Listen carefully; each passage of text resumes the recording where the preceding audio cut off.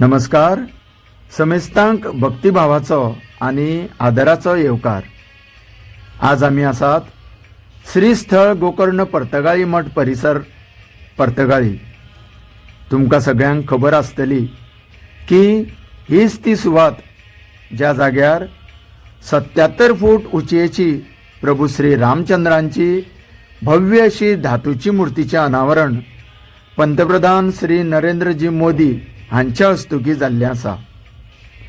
तर सध्या ह्या परिसरांत भक्तगणांक व अन्य भाविकांक बंदी घातलेली आसा, कारण ह्या भव्य दिव्य श्री रामचंद्रांच्या लागसरच्या जाग्यार दुरुस्ती तशेंच अर्धवट आशिल्लें काम पूर्ण करपाक सुरवात जाल्ली आसा.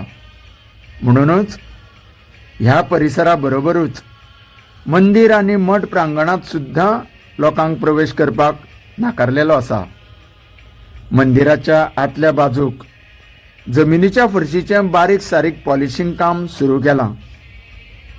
श्री राम मुर्तीच्या वाठारांत तर गडगंज अशे मनोरे तयार करून उर्वरीत कामांक नेटान सुरवात जाल्या.